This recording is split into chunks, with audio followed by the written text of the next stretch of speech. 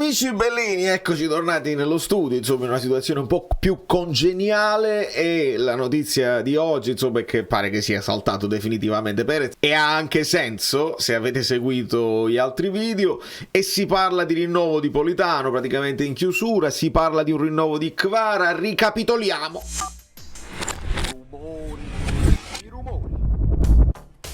Allora, nel dare il benvenuto a Giveaway Free, che è un nome un po' particolare, ma l'importante è iscriversi al canale, e come stanno facendo in tanti siamo arrivati a 21.000, è proprio una corsa contro il tempo, prima della fine del calciomercato 21.000, quindi vi ringrazio, lasciamoci like di ringraziamento, ecco. E mancano 2 giorni alla fine del mercato invernale, il mercato di riparazione, il mercato che De Laurentiis ci aveva detto adesso per recuperare il tempo perduto, gli acquisti. E vi ricordate bene che quando vi dissi De Laurentiis ci ha detto adesso dobbiamo fare altri 2 acquisti, e dovevano essere uno un Dendoncker che è arrivato, e l'altro abbiamo detto ma sarà Perez oppure si riferiva a Popovic, perché se entra Perez poi deve uscire Ostigard. Abbiamo visto la situazione delle liste, che dopo penso un bel paio di settimane insomma si sono resi conto un pochino tutti che è un problema da risolvere. Andiamo a fare un recap, faremo un recap anche della Serie A perché ieri ha vinto la Roma e quindi dobbiamo vedere un pochino la classifica, un recap dell'allenamento di oggi perché si rivede Nathan. Ma questa è la situazione delle liste, la rosa completa, grazie alla Serie A che ha aggiunto almeno la foto aggiornata di non c'è Davino, c'è Mazzocchi. Hanno aggiornato la foto di Traoré con la maglietta, la vedete, la maglietta della Supercoppa, insomma, così come Ngonge. Qui invece c'è Dendoncker con la maglia normale e Ngonge anche lui con la maglietta della Supercoppa. È sempre strano come mettono questi giocatori.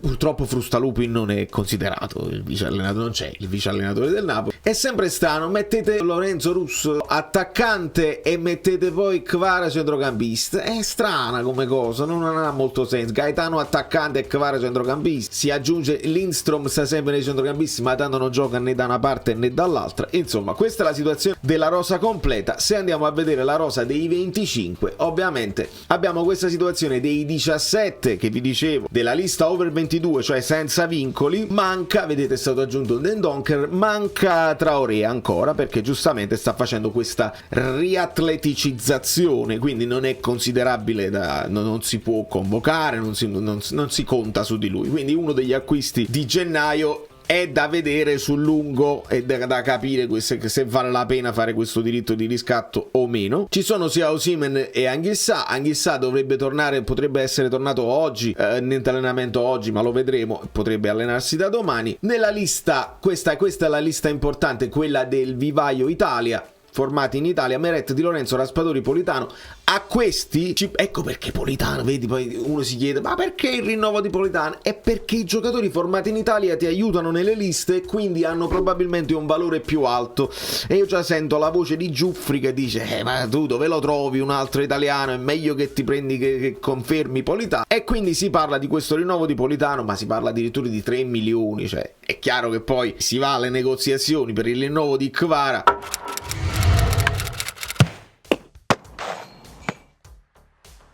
Non dico che gliene devi dare 7 per avvicinarti a quello che hai dato a Osimhen, che poi è un ingaggio fittizio, fasullo, perché non hai intenzione di pagarlo mai. Osimhen è in uscita. Però ecco perché mi spiego perché Politano prende anche un aumento di stipendio, che è una cosa un po' illogica per tutti quanti, però nell'idea delle liste ha senso, mentre la lista dei formati nel club c'è solamente Contini e Gaetano al momento, sempre senza vice allenatore per la Lega Serie A. Però per la lista, perché guardiamo anche in avanti, visto che al momento è facile è semplice, questo è stato fatto a gennaio, voi me lo potete valutare nei commenti. Quello che è entrato mettiamolo a paragone con quello che è uscito Zanoli, è entrato Mazzocchi, quindi non cambia molto. L'unica cosa che cambia è che Mazzocchi viene utilizzato di più da Mazzarri rispetto a quanto veniva utilizzato Zanoli, sia da Mazzarri sia da Garcia sia da Spalletti. Mazzocchi rientra molto di più, la sua utilità per il fatto che abbia un po' più di esperienza, non credo abbia più qualità di Zanoli, però rientra un po' di più nelle rotazioni.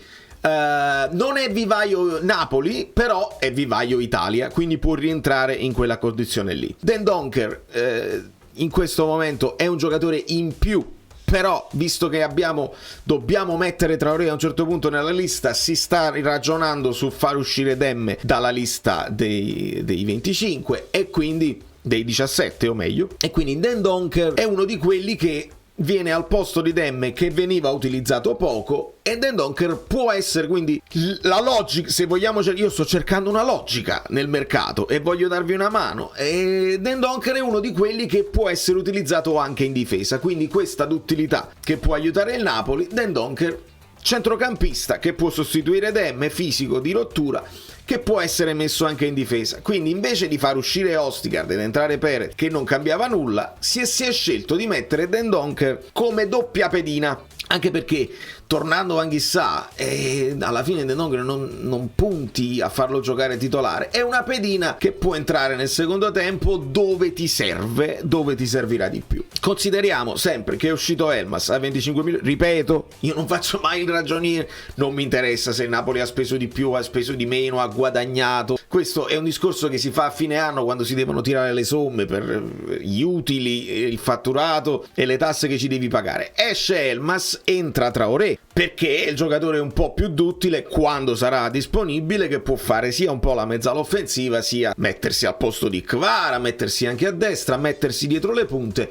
Traoré al posto di Elmas. Mentre Ngonge, se ci vogliamo ragionare, va a sostituire, diciamo, Lozano, perché va a sostituire quello che non è stato il sostituto di Lozano, cioè Lindstrom, su quella fascia. Numericamente va a sostituire Zerbin, però Ngonge è uno di quelli che è senza è un over 22, quindi rientra nella lista dei 17, a differenza di Zerbin che era vivaio tuo. Quindi questi sono un po' i problemi che si dovrà porre il Napoli per il futuro. Adesso, visto che abbiamo questi ultimi 2 giorni di mercato, si è parlato un pochino di quel difensore del Fenerbahce. L'unica cosa che può fare il Napoli in questo momento è prendere un under 22 che non occupi uno slot, come non lo occupa Nathan e come non lo occupa Kvara. Però ti vai a prendere un under 22, vuol dire che è un giocatore che non è pronto, è un'altra scommessa, non so quanto senso avrebbe. Quindi ha anche una logica non andare a spendere soldi su Perez al posto di Østigård, che sì, magari Østigård voleva andare via e Perez viene con la voglia di spaccare tutto, ma cosa ti cambia per la corsa alla qualificazione in Champions? Ti cambia pochissimo. Quindi questa è la situazione al momento, e possiamo fare a fine video un recap generale di tutta la rosa per capire le accoppiate che ha scelto di fare il Napoli, perché tutto ha un senso se poi capiamo come il Napoli vuole giocare a pallone. Se vuole tornare a giocare 4-3-3, le coppie ci sono e si può risolvere. Se vuoi insistere con la difesa a 3, le coppie non sono proprio perfette, però le andiamo a vedere, anche perché finora abbiamo giocato con queste squadre, le attenuanti, le squadre più forti, la Lazio, l'Inter, la Fiorentina. Adesso con il Verona, come tutti mi avete detto e sono d'accordo con voi, vediamo se il Napoli vuole tirare in porta oppure se vuole continuare a difendersi anche con le squadre piccole, e ovviamente non può essere. Il report dell'allenamento ci fa sapere che insomma in avvicinamento alla partita col Verona li vediamo sempre le cose così, aerobico, chiusure, partitine, tutto questo non interessa, però si rivede Nathan e ci fanno sapere svolge la prima parte della seduta in gruppo e successivamente personalizzato in campo. Ancora solo terapie per Meret e personalizzato in campo, personalizzato in campo anche per Olivera. Quindi il primo che dovrebbe rientrare, ecco il primo acquisto di gennaio, il recupero di Nathan, il recupero di Anguissa, dovrebbe essere Nathan. Quindi abbiamo un giocatore in più per le rotazioni in difesa, in vista anche, e ricordiamolo sempre, di tutti i diffidati in difesa che stanno cercando di resistere. Se prendiamo un cartellino giallo la partita col Verona, poi la partita col Milan, siamo inguaiatissimi. Quindi speriamo nel recupero veloce il più presto possibile di Nathan, e vediamo anche Kvara, questa espressione un po' interlocutoria, un po' interdetto. Si è parlato insomma del Napoli che ne offre 3, 4, l'entourage ne offre 7, è normale, se tu ne dai 10 a Osimhen è normale che l'entourage ne offre 7, ma anche se non vuoi considerare quella cosa là, perché De Laurentiis ti può rispondere ma io ne ho dati 10 a Osimhen solamente per venderlo, non glieli do effettivamente, quindi non pretendere un ingaggio che nel Napoli non ha una logica. Però Kvara ti può dire sì, però ne stai dando 3 a Politano, E quindi me ne vuoi dare almeno quelli che prende Politano, visto la stagione che ho fatto l'anno scorso?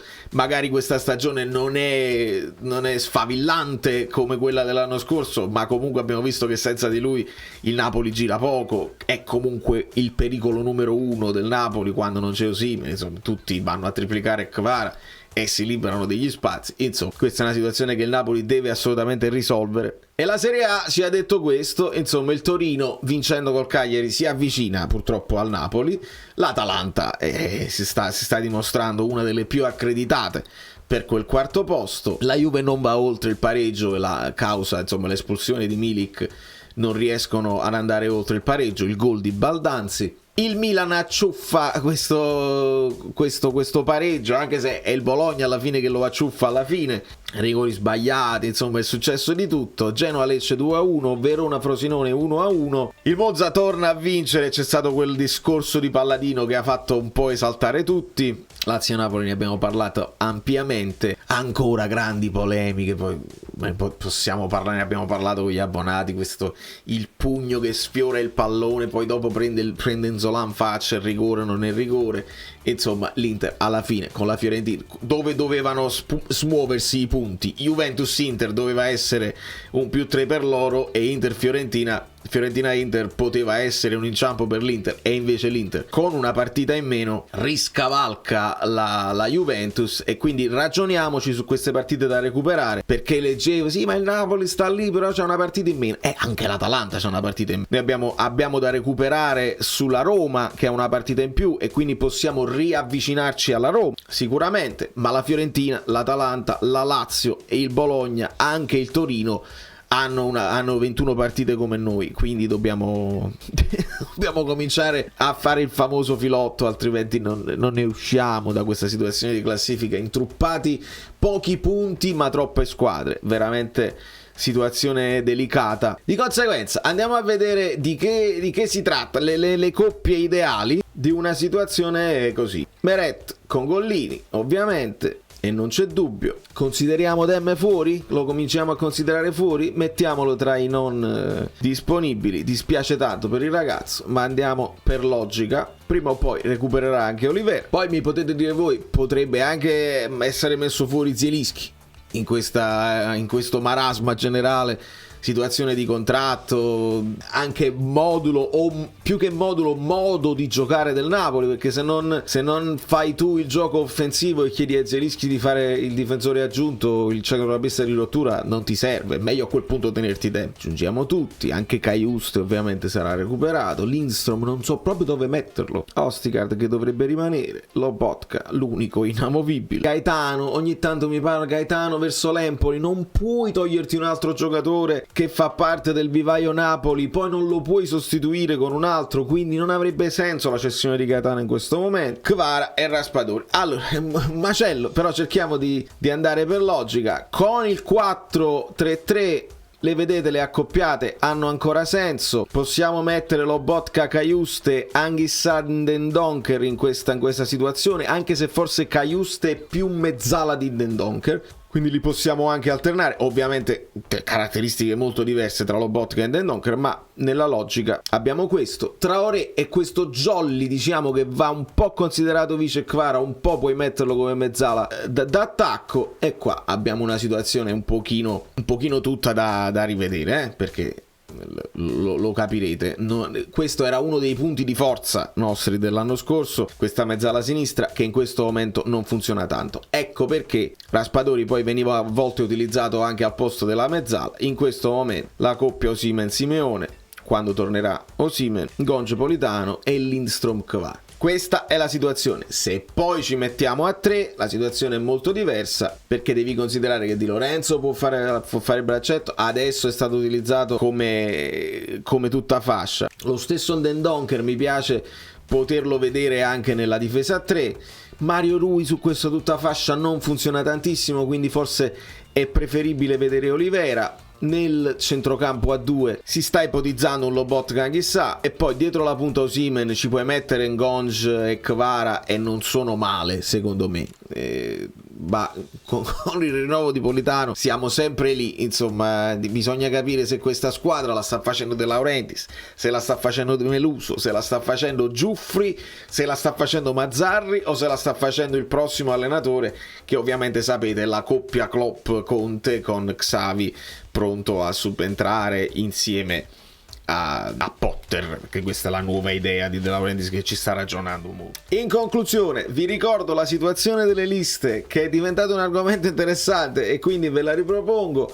Ricordiamo Vivaio Napoli in questo momento Contini e Gaetano, dobbiamo ragionare sul ritorno di Zerbin dal prestito e sul ritorno di Zanoli dal prestito, e se poi diventeranno pedini di mercato o se te le devi trattenere per una questione di Vivaio Italia, punto interrogativo su Meret, perché non si parla di rinnovo, il Napoli ha l'opzione per il 2025, ma va in scadenza praticamente quest'anno, però ci sono altri giocatori che possono entrare nel Vivaio Italia, come per esempio Gollini, come potrebbe essere Traoré se viene riscattato, come lo è Mazzocchi, Zielinski che è Vivaio Italia, va ad aiutare un'altra squadra perché risolvono un altro problema ovviamente, e poi Raspadori rinnovato da poco, Politano il rinnovo in questo momento, Di Lorenzo rinnovato quest'anno, capitano a vita, quindi il Napoli ha molta scelta per quanto riguarda il Vivaio Italia, meno per quanto riguarda il Vivaio Napoli, e ricordiamo assolutamente che diventano over 22 anche Kvara e Nathan l'anno prossimo, quindi il Napoli deve ragionare anche su Popovic, che potrebbe essere da extracomunitario, comunque non occupare uno slot per età, diventa un giocatore che potrebbe essere importante. Quando si parla di mercato e si sparano nomi a caso, bisognerebbe studiare un pochino anche questa situazione, altrimenti si dicono nomi, poi il Napoli non li può fare e tutti quanti dicono ma il Napoli è beffato, il Napoli è saltata la trattativa, e siamo sicuri che le trattative ci sono state? Oppure veramente il Napoli non lo sapeva e qualcuno gliel'ha dovuto dire in extremis che non si potevano, perché capita, no? È capitato con Popovic, con Frosinone, quindi qualcuno, voglio sperare che insomma ci sia un lavoro fatto da professionisti dietro, perché sarebbe veramente assurdo. Da New York Valerio Fluido è tutto, io vi abbraccio, vi bacio, vi chiedo i like finali qualora ve ne foste dimenticati, mo c'è questo periodo che si parla ma come Golir la canzone napoletana, e si può fare la canzone napoletana se arriva, purché lo scrivete bene il napoletano, perché la scrittura napoletana è una cosa che mi fa male al cuore, è proprio brutto da leggere. I like, così il Napoli torna a giocare a pallone, perché altrimenti ricordate, non vi arrendete, io mi ero arreso ma c'ho di nuovo forza, voglio veramente di nuovo vedere il Napoli vincere a prescindere dalla classifica, perché poi quello là è quello che ci interessa.